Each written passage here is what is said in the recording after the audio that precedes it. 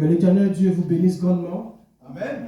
Et qu'il fasse que tous les rassemblements qui seront faits en ce jour soient ponctués des grâces et des vertus du même des cieux. Amen. Comme je le disais vendredi et comme je l'ai dit aussi durant le culte, Dieu nous a fait grâce de voir ce mois de mai. Et l'histoire de l'Église nous fait, ou du moins nous rappelle que c'est effectivement en mai 1947 que cette voix qui a fait qu'aujourd'hui je suis chrétien céleste et vous aussi, que cette voix qui a crié Luli, Luli, la grâce sur la terre du Bénin, cette grâce n'est pas réservée aux Béninois ni aux Nigérians, mais cette grâce elle est pour tous ceux et celles qui marchent en Jésus-Christ de Nazareth. Qu'il plaise à Dieu que la paroisse Jésus-Christ roi bénéficie dans sa pleine mesure de cette grâce qui est donnée des cieux. Amen. Amen. Sans trop tarder, nous allons entrer dans ce qui est notre mission de ce jour. Et pour commencer, je vais vous dire une chose. Je vais vous poser une question. Quelle est la probabilité pour qu'un facteur livre un courrier? Ah, je vois quelqu'un qui grigne déjà les yeux là, mais attends, je n'ai pas encore fini. Chargé, ce que je veux dire là, il faudrait que tu le notes parce que ça te servira pour ton ministère futur. Amen. Ce que tu as vu vendredi, mais on n'est pas obligé de dire ça devant tout le monde. Alors, quelle est la probabilité pour qu'un facteur livre un courrier qu'il a lui-même écrit? Quelle est la probabilité pour qu'un facteur, il arrive, il met dans son métier de facteur, il livre les courriers dans les différentes boîtes aux lettres. Quelle est la probabilité pour que ce facteur mette dans une boîte aux lettres un courrier pour quelqu'un, alors que ce courrier, c'est lui-même qui l'a écrit? Quelle est la probabilité pour que ça arrive? 1% ou 0. Ah, 1% ou 0. Ah, je crois que tu n'as pas compris ce que ça veut dire. Tu es facteur. Tu es facteur. Ton métier, c'est de livrer des courriers. Voilà. Tu arrives à une boîte aux lettres, tu mets le courrier dans la boîte aux lettres. Tu as fini ton travail. Quelle est la probabilité pour qu'en tant que facteur, que le courrier que tu as mis dans la boîte aux lettres, que ce soit toi l'auteur de ce courrier? Quelle est la probabilité pour que ça arrive? C'est très infime. Mais ça peut arriver. Bon. Alléluia. Alléluia. Là où je veux en venir, c'est qu'aujourd'hui, je vais jouer le rôle d'un facteur. Sauf que le courrier, ce n'est pas moi qui l'ai écrit. Vous comprenez? Aujourd'hui, là, je vais jouer le rôle d'un facteur, comme je l'ai toujours joué d'ailleurs. Je joue le rôle d'un facteur, sauf que le courrier, je ne suis pas l'auteur. L'auteur du courrier, c'est le Seigneur Jésus. Ça, c'est la première chose que je veux dire. La deuxième chose, c'est que la semaine que nous avons eue a eu un thème. Et ce thème, c'est le jugement éternel. Le jugement éternel. Une fois n'est pas coutume, lorsque la tête est là, le genou ne porte pas le chat. La tête, c'est le chargé. Quand vous entendez le mot jugement, chargé, dis-moi un mot qui va avec jugement. Le premier mot qui te vient à l'esprit quand tu entends jugement. Le premier mot. Procès. Procès. Devancier Rebecca. Quand tu entends jugement, quel mot qui te vient à l'esprit?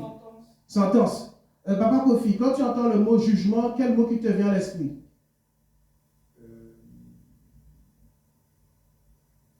Peu importe le mot, mais qui est en référence avec le mot jugement.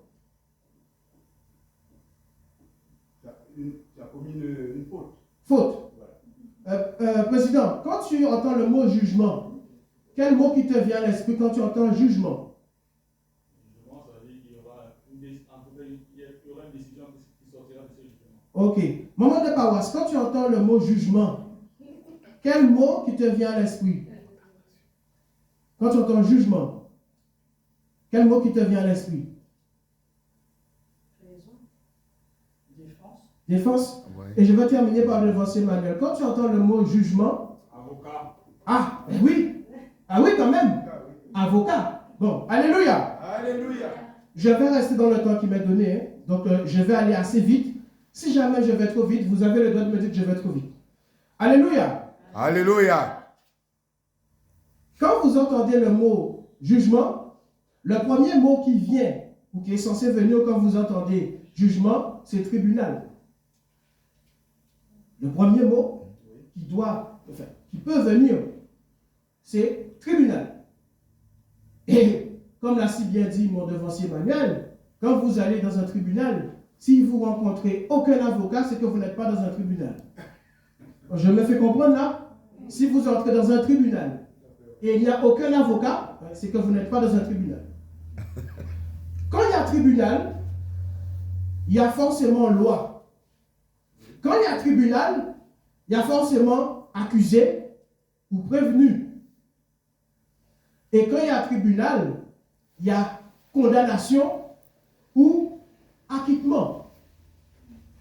Quand il y a tribunal et jugement, il y a ce qu'on appelle, à la télé vous entendez le mot pièce à conviction, mais en droit français ça n'existe pas. Hein. On appelle ça scellé. En droit français ça n'existe pas. Il y a des scellés. Et pour ceux et celles qui ont l'occasion d'aller dans un tribunal, même si vous êtes 10 à être jugés en même temps, même si vous êtes 10 à être jugés en même temps pour un fait, vous êtes 10 personnes, vous avez été cambriolés, vous avez été fait un casse, vous êtes 10 accusés dans un box. Vous serez jugés en même temps, mais chacun aura sa décision individuelle. Vous avez tous volé, mais la décision sera rendue de manière individuelle. Le tribunal que vous voyez sur la terre des vivants ne fait que recopier ce que Dieu a fait. Quand Adam a mangé de l'arbre du fruit de l'arbre de la connaissance du bien et du mal. Après que le diable l'ait trompé. Après que le diable l'ait trompé, Dieu a jugé le diable, la femme Et Adam. Adam. Chacun a eu sa récompense. Chacun a eu sa sanction. Et aujourd'hui, on nous parle de jugement éternel. Et d'entrée de jeu, il me faut vous dire une chose. Lorsque un homme va au tribunal et qu'il est jugé par ce tribunal et qu'il n'est pas d'accord vis-à-vis de la sanction qui lui a été infligée, il y a ce qu'on appelle, bon, ben vous voyez, on est cultivé à Jésus-Christ roi. Tu peux faire appel. Et tu peux faire appel parce que tu n'es pas d'accord avec la décision de ce tribunal.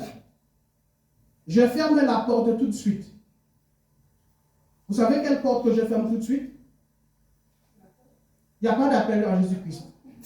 Quand Dieu rend un jugement, il n'y a pas d'appel. Nous sommes d'accord jusqu'à maintenant? Quand Dieu rend un jugement, il n'y a pas d'appel. Bon, entrons dans la lecture du jour. Daniel en son chapitre 7, à partir du verset 23. Allons-y. Il me parla ainsi. Il m'a parlé ainsi. Oui. Le quatrième animal, Oui. c'est un quatrième royaume Oui. qui existera sur la terre. Un instant. Bien-aimé en Christ, je suis conscient que si vous lisez le livre de Daniel en son chapitre 7, il y a beaucoup d'éléments qui sont en référence à une vision que Daniel a reçue. Et pour pouvoir discerner tous ces éléments, il faut qu'on en soit honnête. Ce n'est pas facile à expliquer. Oui. Ce n'est pas facile à expliquer. Mon travail aujourd'hui ne sera pas de vous expliquer tout, parce que si je dois tout vous expliquer là, à 15h, on est toujours ici. Et ce n'est pas l'objectif. J'essaierai, dans la mesure du possible, d'aller sur les choses les plus importantes. Mais si je dois tout expliquer, point par point, on n'a pas fini. Allons-y, mon œuvre, continue. C'est un quatrième royaume qui existera sur la terre. Oui, différent de tous les royaumes. Un instant. Je ne vais pas faire de cours d'histoire ici.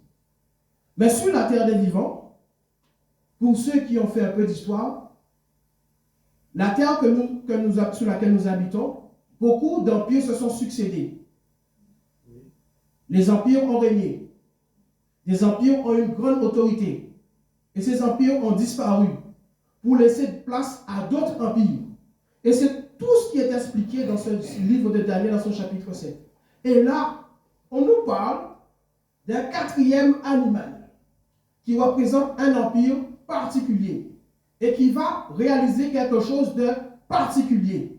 Quelque chose que vous devez être conscient que ce quatrième animal dont il est fait mention, vous pouvez vous poser la question, mais en fait, dans la vision de Daniel, est-ce que nous sommes déjà actuellement au temps de ce quatrième animal? Et la réponse est oui, on va pas tergiverser. La réponse est oui.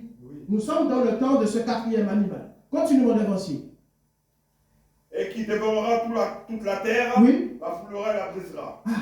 Bien-aimé en Christ, c'est dit que ce quatrième animal, ce quatrième empire, il fera des ravages. Sa domination et son autorité sur la terre des vivants sera, je dirais, sans pareil. Et les conséquences qu'il aura au rendez-vous, ce sont des conséquences lourdes, amères. Les vicissitudes de la vie viennent de ce quatrième animal. Continue, oui.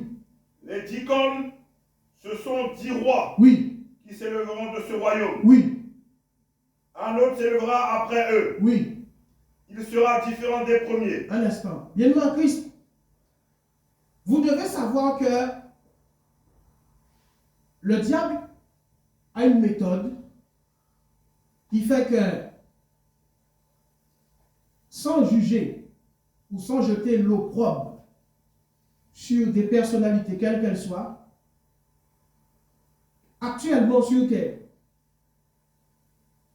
peu importe le lieu où tu es, les pouvoirs se succèdent.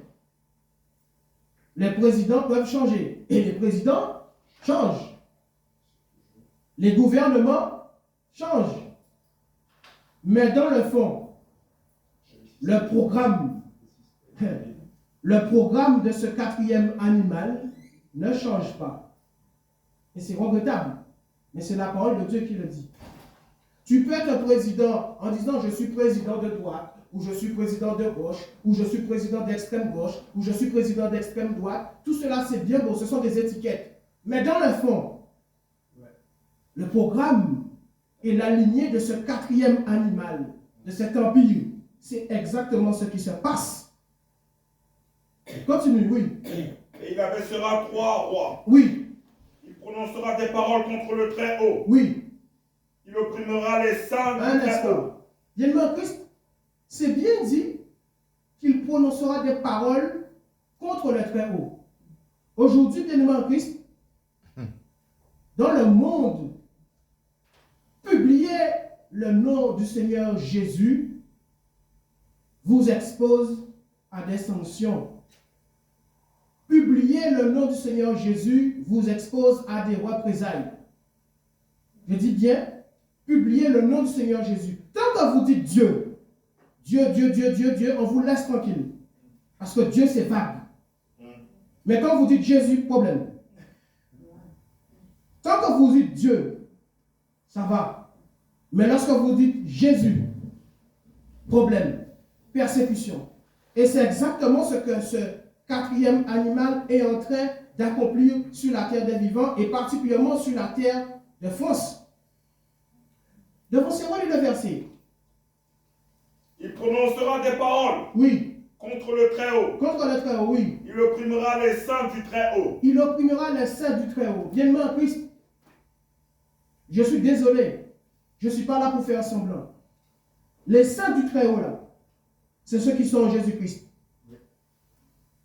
Les autres, désolé, je ne suis pas Adam. Les saints du Très-Haut, dont on parle là, ce sont ceux et celles qui marchent en Jésus-Christ. Amen. Amen.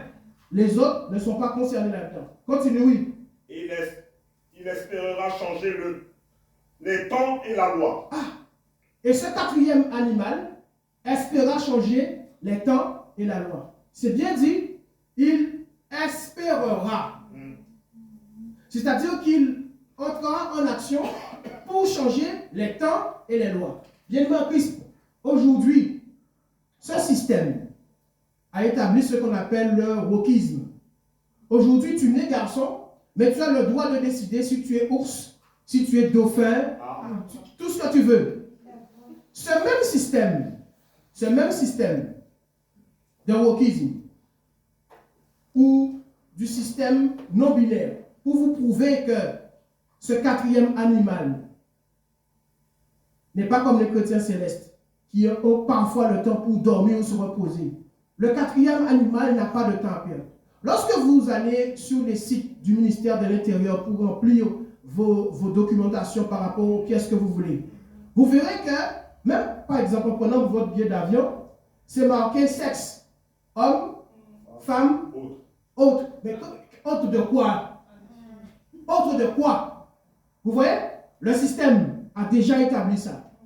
Quand tu te définis, homme, femme ou autre, ou sinon c'est marqué homme, femme, NB.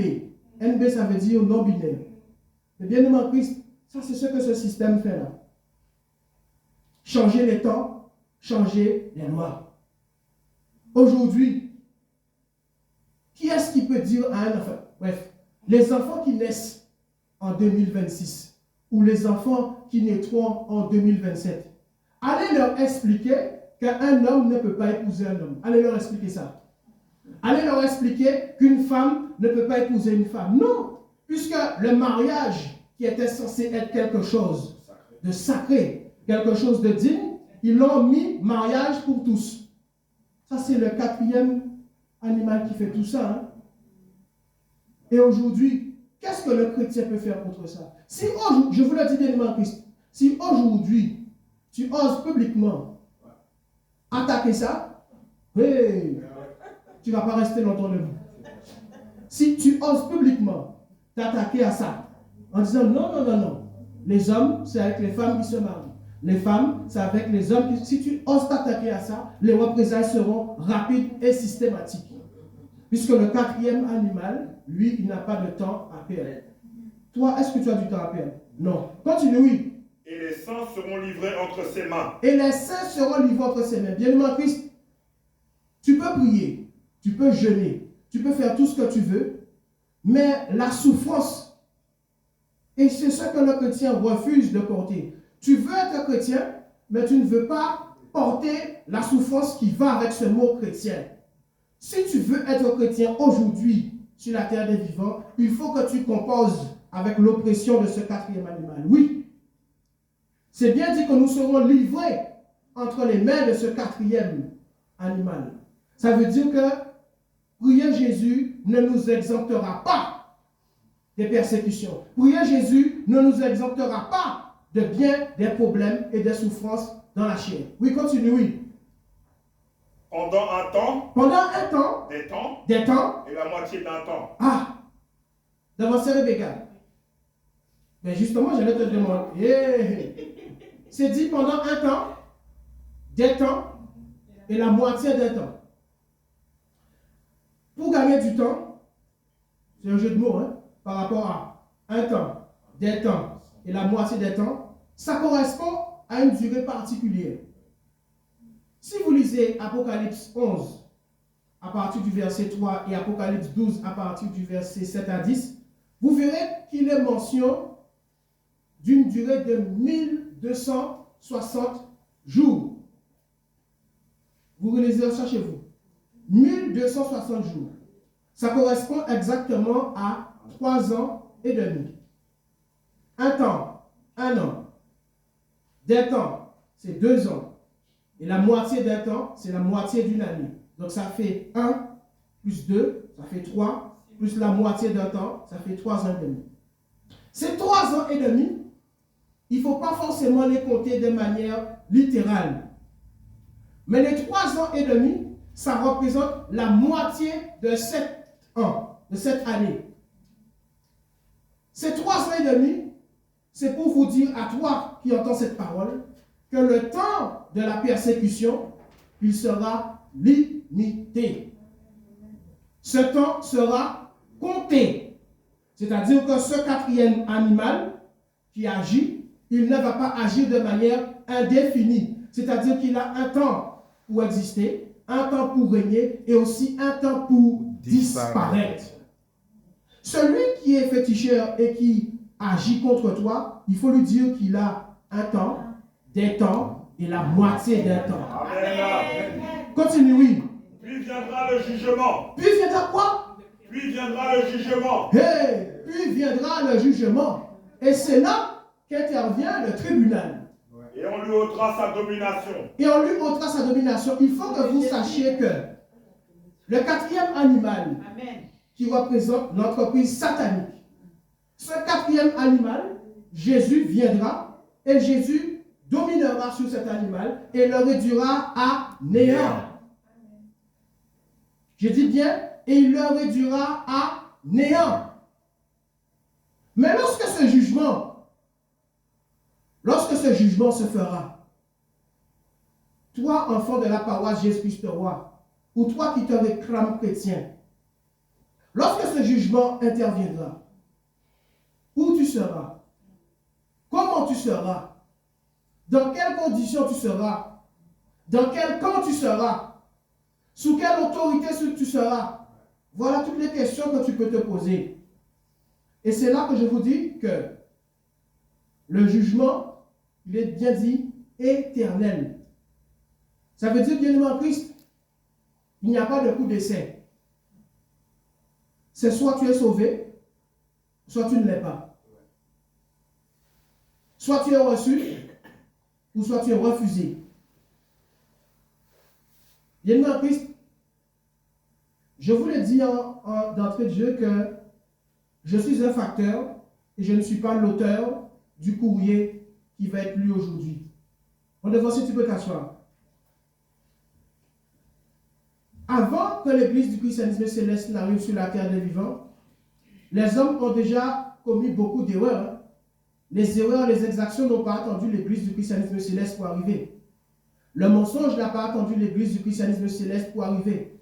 Les hommes qui s'égarent n'ont pas attendu l'Église du christianisme céleste.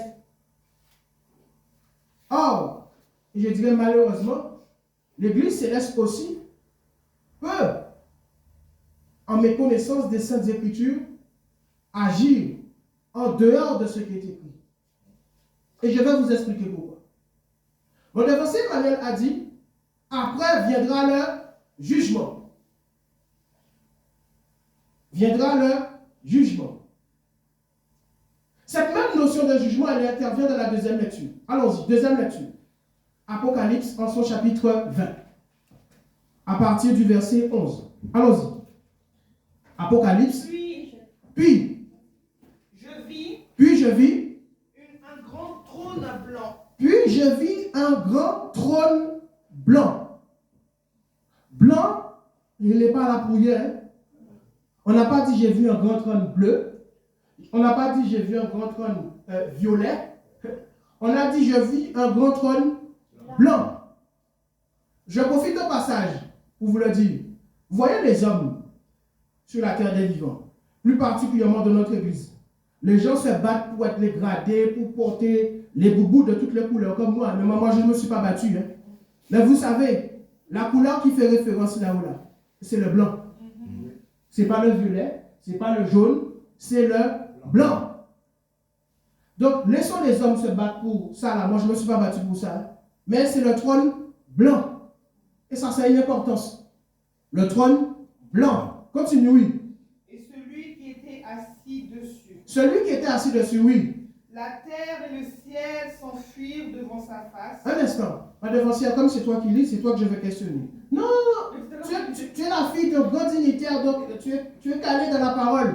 Amen. Ah, c'est dit que la terre et le ciel s'enfuirent devant sa face. De quelle terre et de quel ciel il s'agit? C'est la terre sur laquelle tu es actuellement. Oui, la terre sur laquelle tu marches, c'est de cette terre qu'on parle là.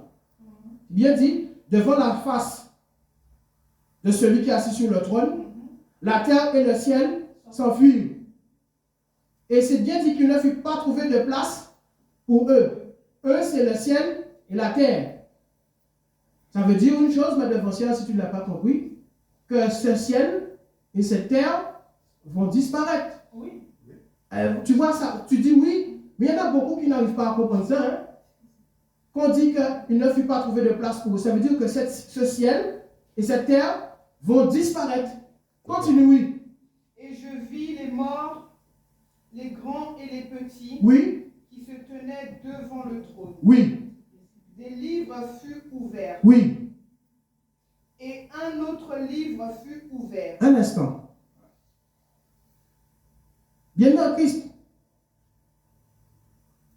là où je vais insister de manière très importante pour que vous puissiez comprendre là où je veux en venir. La parole nous a dit les grands et les petits. Mais ces grands et ces petits, on dit que ce sont des gens qui sont morts. On ne parle pas de gens qui sont vivants. Bien-aimé en Christ, à quel moment intervient, j'ai bien dit, écoutez bien la question, à quel moment intervient le tout premier jugement? À quel moment intervient le tout premier jugement? J'ai pas entendu? Qui a parlé? Alors, oui. Et pas 5 minutes ou 10 minutes après, une fois que la mort a fait son œuvre, le jugement est fait tout de suite. C'est pour ça que c'est écrit dans le livre de Hébreux, en son chapitre 9, au verset 27, qu'après la mort vient le jugement. Ce jugement qui intervient, c'est ce même jugement qui a fait que le riche, dont on parle dans le livre de Luc en son chapitre 16, c'est ce jugement qui a fait que le riche était dans un endroit où il faisait très mauvais et que Lazare était dans un endroit où il faisait bon.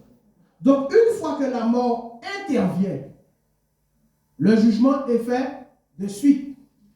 Bien-aimé en Christ, qui est-ce qui a décidé de mettre Lazare là où il était? C'est moi?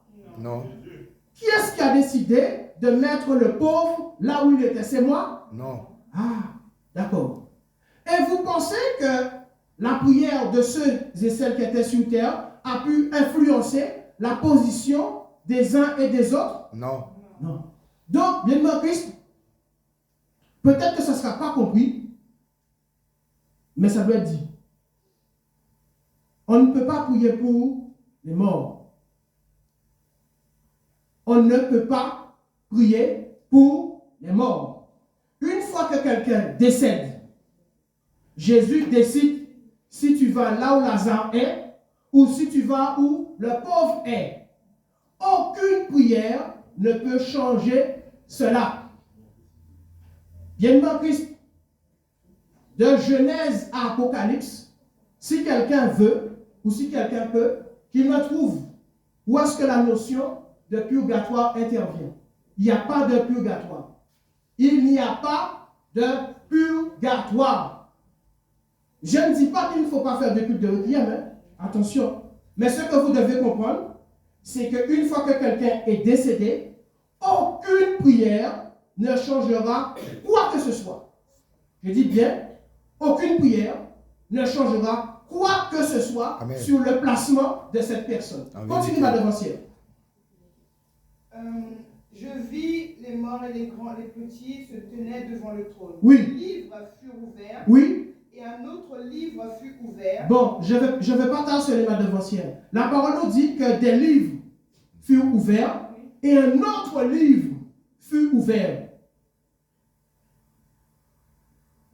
Les livres qui furent, on dit, des livres furent ouverts et un autre livre fut ouvert. Les livres là, ces livres, c'est quoi? C'est les vies de chacun. La retranscription des œuvres. Alors, le chargé a donné la réponse, il n'y a pas d'appel. L'ivoirienne la plus française de France me dirait, c'est pas bouche, c'est acte. Les livres que vous voyez là, c'est les actes de chaque personne. Les livres dont on parle, c'est tes actes durant toute ta vie sur terre. C'est tes actes durant toute ta vie. Et écoutez bien, la parole fait bien la distinction entre des livres et un autre livre. Les livres dont on parle, quand on dit les livres qui furent ouverts, ce sont les livres de ta vie. Et l'autre livre dont on parle, c'est le livre de vie. Le livre dont on parle, ou du moins les livres qui furent ouverts, quand tu vas au tribunal et qu'on vient te juger, il y a des dossiers te concernant. Et on sort les dossiers te concernant. Je prends un exemple que je vois de manière récurrente. On t'a attrapé en train de voler. Tu dis, ce n'est pas moi. Tu contestes le fait que ce soit toi que la police a attrapé en train de voler. On dit, ok monsieur, ce n'est pas vous. Nous allons sortir le scellé X numéro 2. Le scellé X numéro 2 correspond à la caméra de vidéosurveillance située sur le boulevard Voltaire. Et sur cette caméra de vidéosurveillance, c'est clairement affiché, c'est clair, c'est vous. Mais vous savez, il y a des gens qui arrivent à nier l'évidence. Hein? La caméra montre que c'est toi qui es en train de voler là. Mais ils arrivent à dire non, monsieur le juge, c'est pas moi. Bien après, le livre qui va être ouvert là, ou du moins c'est un livre. Quand tu vas apparaître devant la face du Seigneur, libre à toi de dire c'est pas toi. Tu seras libre de dire ou pas c'est pas toi. Mais en tout cas, le Seigneur, lui, ne se trompe pas. Donc, lorsque ce jugement interviendra, ce jugement sera complet. Ce jugement sera équitable. Et ce jugement sera aussi sans appel. Vous comprenez ça? Oui. Donc, lorsque ce jugement interviendra d'élément Christ, est-ce que toi, lorsqu'on aura lu le livre de ta vie, qu'est-ce qu'on va trouver dans le livre de ta vie? Et est-ce qu'après avoir lu le livre de ta vie, qu'on va aller dans l'autre livre, le livre de vie? Attends, je vais essayer de lire le livre de vie là. Dans le livre de vie, je vois Chargé Biali. Amen. Dans le livre de vie, je vois Maman des Paroisses. Amen. Dans le livre de vie, je vois Papa Kofi. Amen. Dans le livre de vie, je vois Président. Amen. Dans le livre de vie, je vois d'autres noms, mais je n'arrive pas à les lire. Amen. Bien-aimé Christ, pose-toi la question, est-ce que dans ce livre de vie, est-ce que ton nom est dedans? Est-ce que ton nom est dans ce livre de vie? C'est la question que tu dois te poser. Lis les 2 derniers versets et nous allons arrêter aujourd'hui. Les 2 derniers les versets suivants de cette lecture. 14 et 15. Oui. Puis la mort et le séjour des morts furent jetés dans l'étang du feu. Oui. C'est la seconde mort, l'étang de feu. Merci ma devancière. Que tu te bénisses. Amen. Bien-aimé en Christ, il y a un temps pour tout sur les cieux. Je ne vais pas les nommer pour ne pas créer, je dirais, de distorsion. La parole nous dit que nous serons enlevés. Que nous serons enlevés. Et que nous qui sommes vivants, nous n'allons pas devancer ceux qui sont morts. C'est clairement écrit dans le livre de 2 Thessaloniciens, son chapitre 4. Mais bien aimé en Christ, l'homme peut se tromper. L'homme peut oublier. L'homme peut mal comprendre. Jésus, lui, ne le sera jamais. Jamais. En entrée de prédication, je vous ai dit que jugement égale tribunal. Pour clôturer cet enseignement, bien-aimé en Christ, prenez pour moi le livre de 2 Corinthiens, son chapitre 5, au verset 10. 2 Corinthiens, en son chapitre 5, au verset 10. Car il nous faut tous comparaître. Un instant. Car il nous faut tous, T-O-U-S. Dans tous, ça veut dire qu'il n'y a pas d'exemption. Il n'y a pas d'immunité. Grand et petit. Tout le monde, Riche et pauvre. tout le monde doit passer devant quoi? Comparaître devant le tribunal de Christ. Tout le monde doit comparaître devant le tribunal de Jésus-Christ. Je dis bien, tout le monde doit comparaître devant le tribunal de Jésus-Christ. Tout le monde. Tout le monde. Pasteur, tu vas y aller. Chef de diocèse, tu vas aller. Chargé, tu vas aller. Prophète, tu vas aller. Visionnaire, tu vas aller. Choriste, tu vas aller. Prédicateur, tu vas aller. Maman de paroisse, tu vas aller. Continue. Afin que chacun reçoive selon le bien ou le mal qu'il aura fait, étant dans son corps. C'est de ton vivant. Il faut faire. C'est uniquement pendant que tu es vivant. C'est ce que tu as fait pendant ton vivant. Une fois que tu es mort, c'est fini. Je dis bien, c'est ce que tu as fait durant ton vivant. C'est ce que tu as fait durant ton vivant. Les prières de ceux qui vont rester après toi, ça ne changera rien. Les prières de ceux et celles qui sont restés après toi ne changeront rien.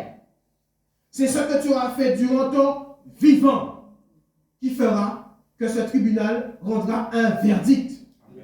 Bien-aimé Christ, pour aujourd'hui, je vais m'arrêter là. Sois béni devant Dieu. Amen. Bien-aimé Christ, ma prière pour la paroisse Jésus-Christ roi, ma prière pour ceux et celles qui m'entendent, c'est que lorsque ce tribunal rendra ce verdict, puisqu'il y aura un verdict final, à l'issue de ce verdict, il y a ceux qui sont dans la catégorie des boucs et il y en a ceux qui sont dans la catégorie des brebis. Matthieu 25. Que la paroisse Jésus-Christ roi soit comptée parmi les brebis. Soyez bénis. Amen.